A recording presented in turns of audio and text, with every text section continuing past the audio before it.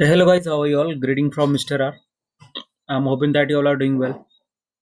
So amendments आया है 15 days जो मॉडिफाई के बाद जो अभी 3rd of Feb 2020 को तो न्यू रेगुलेशन आया है, न्यू ट्रेनिंग स्ट्रक्चर जो सबसे न्यू है उस ट्रेनिंग स्ट्रक्चर में जो है कुछ अपडेट आया है। ठीक है, सो बेसिकली स्टार्ट करते हैं कि मतलब न्यू में बेसिकली क्या है कि आपको एक 15 days जो ईडीपी है, मतलब 30 दिन की जो ईडीपी है उसमें से 15 दिन की ईडीपी आपको ऑनलाइन करनी है और 15 दिन की ईडीपी जो है आपको क्लासरूम ट्रेनिंग करनी है। ठीक है, तो उसमें बेसिकली जो है इंस्टीट्यूट ने अपडेट दिया है कि relaxance to the student from the undergoing 15 days classroom EDP out of 30 days EDP as mentioned in regulation, जो न्यू अमेंडमेंट्स आया था, if they have completed 15 days academic program under previous training structure.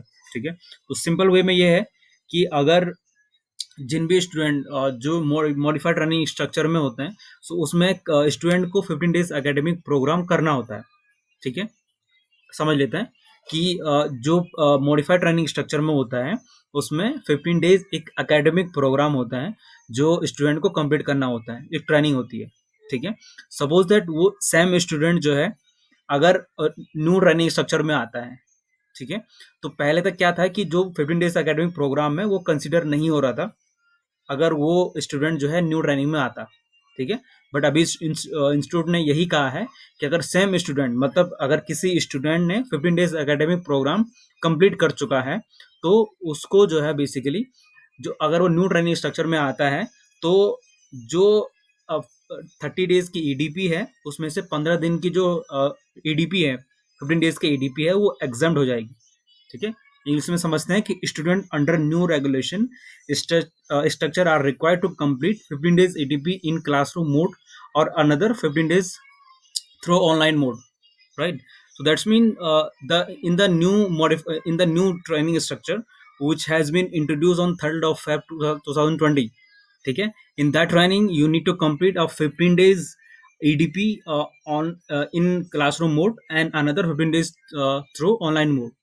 However, the student who have already completed their 15 days academic program under previous training, अगर जो है किसी भी trainee ने, किसी भी स्टूडेंट ने 15 days academic program पहले कंप्लीट कर चुका है, it's if they have already completed 15 days academic program under previous training or have been grant exempted, कोई भी केस में जो है अगर 15 days academic program जो है exempt किया गया है।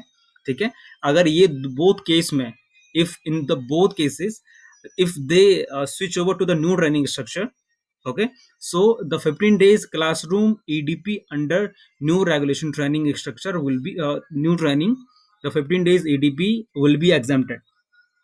ठीक है, सो 15 दिनों की जो क्लासरूम ईडीपी है वो बेसिकली एग्जाम्प्ट हो जाएगी अगर आपने 15 दिनों की एकेडमिक प्रोग्राम ऑलरेडी कर दिया है और आप जो है न्यू ट्रेनिंग स्ट्रक्चर में आना चाहते हैं।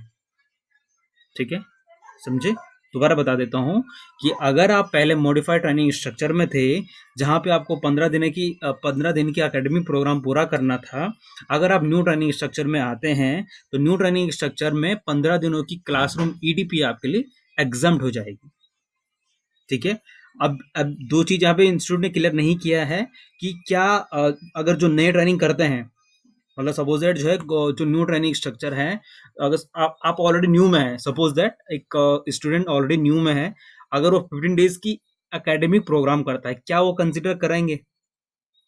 ठीक है, वो बेसिकली मेंशन नहीं किया गया है। ठीक है, और 15 days क्लासरूम ईडीपी जो है अभी बहुत कम ही स्टार्ट हो रही है, मतलब अभी जहां तक मुझे ध्यान है तो पहला ही अभी एक ही जो है बैच किया है, राइट? सो अभी केवल ओल्ड स्टूडेंट के लिए था कि अगर आपका 15 डेज एकेडमिक प्रोग्राम कंप्लीट हो चुका है तो आपको अगर आप जो है न्यू ट्रेनिंग स्ट्रक्चर में आते हैं जो न्यू वाला है, ठीक है, 15 दिनों की जो क्लासरूम ईडीपी है आपके लिए वो एग्जाम्प्ट हो जाए। ठीक है, ये बहुत सरल था।